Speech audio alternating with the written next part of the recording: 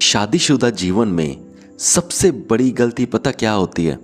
एक हस्बैंड चाहता है कि उसकी वाइफ परफेक्ट हो और एक वाइफ चाहती है कि उसका हस्बैंड परफेक्ट हो। यही सबसे बड़ी गलती है। वैसे तो ये सुनने में बात सही लगती है, पर एक्चुअल में ये बिल्कुल गलत एक्सपेक्टेशन है। ऐसा कभी नहीं सोचना चाहिए। ये हमारे माइंड में हमेशा रहना चाहिए कि हस्बैंड और वाइफ ये दोनों एक ह्यूमन बीइंग है, और ह्यूमन बीइंग जहाँ पे होते हैं वहाँ पे परफेक्शन नहीं होती, गलतियाँ तो रहती ही हैं। पर जब हम ये एक्सपेक्ट कर लेते हैं ना कि मेरा हस्बैंड तो एक हीरो होगा, फिल्मों की तरह सारा कुछ वो काम करेगा, ये करेगा, वो करेगा, पैसे भी कमाएगा, मेरे साथ अच्छा भी रहेगा, मुझे टाइम भी देगा और घर का काम भी करवाएगा, सॉरी करवाएगा नहीं, घर का काम भी करेगा, तो ये सारी चीज़ें मिलना इम्पॉसिबल होता है। ज़रा आप ही थोड़ा प्रैक्टिकली सोचिए कि जो बंदा पैसे बहुत कमा रहा है, तो चांसेस यही हैं कि वो सारा दिन बिजी रहेगा, वो आपको कम टाइम दे पाएगा, क्योंकि उसका ध्यान कहाँ रहेगा 24 घंटे? अरे हाँ, वो मेरा माल वहाँ पे जा रहा है, वहाँ पे कोई प्रॉब्लम ना आ जाए। अरे मैंने इस बंदे से इतने लाख रुपए लेने हैं, मैं तो भूल ही गया इसे लेने थे, तो मैंने इससे भी वो कोई बंदा भेजना है कि ये मेरे पैसे लौटा दे। अरे हाँ, वो मेरे वहाँ पे कनेक्शंस हैं, वो मेरे कनेक्शंस ना ख़राब हो जाए।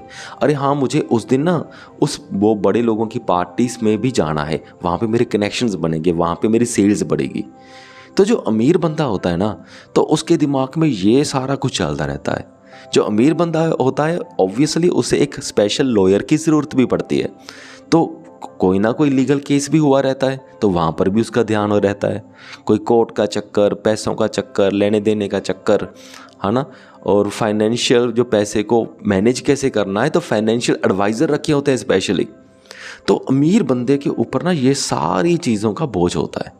जब ये सारी चीज़ों का बोझ होता है ना, तब देखो कि वो घर पे टाइम कम ही दे पाता है। अगर वो घर पे रहता भी है ना, तो उसका दिमाग घर पे नहीं रह पाता। तो बड़ी चीज़ें होती हैं। तो मैं बहुत बार देखता हूँ कि जैसे एक बार कोई लड़कियाँ चाहती हैं कि मेरा हस्बैंड बहुत अमीर हो, साथ में चाहते हैं मुझे टाइम भी बहुत दे, तो दोनों चीज़ें मिलना मुश्किल होता है काफ़ी। तो ये चीज़ें सारी देखनी पड़ती हैं ध्यान से।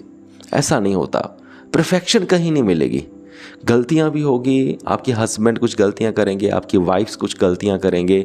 आपको ये पहले ही आपने अपने माइंड को ये समझाना है कि जो भी आपका हस्बैंड होगा, जो भी आपकी वाइफ होगी, वो गलतियां तो करेगी।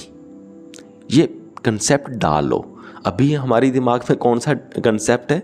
जो भी हमारा हस्बैंड होगा या वाइफ होगी, ये वो परफेक्ट होगी, ये तो भूल ही जाओ। परफेक्शन तो कभी नहीं मिलेगी। पहला वहम है ये बहुत बड़ा, ये वहम तो अपने माइंड से निकाल दो। तो पहली माइंड सेटअप ऐसे करो कि मुझे एडजस्टमेंट करनी पड़ेगी। जो नेगेटिव पॉइंट्स मेरे हस्बैंड के होंगे, उनके साथ मुझे एडजस्टमेंट करनी पड़ेगी। और एडजस्टमेंट करने के लिए आप क्या कर सकते हो?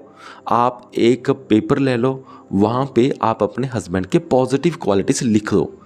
जब भी आपके माइंड में फ्रस्ट्रेशन आएगी आपके हस्बैंड की तरफ, आप सोचोगे अरे मेरे पापा बीमार थे, मेरे हस्बैंड पहुँचे नहीं। ये अब कितनी बुरी बात है कि मेरे पापा बीमार थे पर मेरे हस्बैंड पहुँचे नहीं, है ना। तो बड़ा गुस्सा आएगा, एंगर आएगा। आपके रिलेटिव्स भी आपसे यही बोलेंगे, अरे तुम्हारा हस्बैंड नहीं पहुँचा, ये तो कितनी बुरी बात है। तो उस वक्त ना आपने घर पे लड़ाई झगड़ा नहीं डालना। उस वक्त आपने वो लिस्ट निकालनी है। देखना है कि सारी आपके हस्बैंड की पॉजिटिव क्वालिटीज़ क्या है। देखना है कि आपके हस्बैंड बहुत अच्छी इनकम, जैसे सपोज करो पहला पॉइंट ये है कि आपके हस्बैंड बहुत अच्छी इनकम कमा कर लेके आ रहे हैं। अब ज़रा सोचिए, उसी पैसे से आजकल सब कुछ होता है। अगर वो बहुत पैसे कमा के लेकर आ रहे हैं और आपसे लॉयल भी हैं, दूसरा पॉइंट सपोज करो लॉयल्टी का आ गया, और वो आपसे लॉयल भी हैं। तीसरा पॉइंट, अगर टाइम अगर कम दिया जा रहा है हस्बैंड की तरफ से, तो मैनेज कर लो ना थोड़ा, क्योंकि बाकी सब कुछ भी तो मिल रहा है। बहुत से लोग ऐसे होते हैं जिनके पास पैसा बहुत होता है पर लॉयल्टी नहीं होती, बाहर अफेयर्स होते हैं, पैसा घर पे दी जा रहे हैं, वाइफ भी रहे जा रही है, पर वाइफ को पता है कि मेरा हस्बैंड के एक्स्ट्रा मैरिटल अफेयर चलते हैं, तो उस वाइफ का दिल अंदर से 24 घंटे जलता रहता होगा। उसके दिमाग में आता होगा तो फिर मैं पैसे का भी क्या करूं? तो अब देखिए, अगर पैसा भी आ रहा है, लॉयल्टी भी है, अगर टाइम कम दे पा रहे हैं, तो एडजस्ट करो ना। तो ये सारी चीज़ें होती हैं। ध्यान में रखनी चाहिए हमें।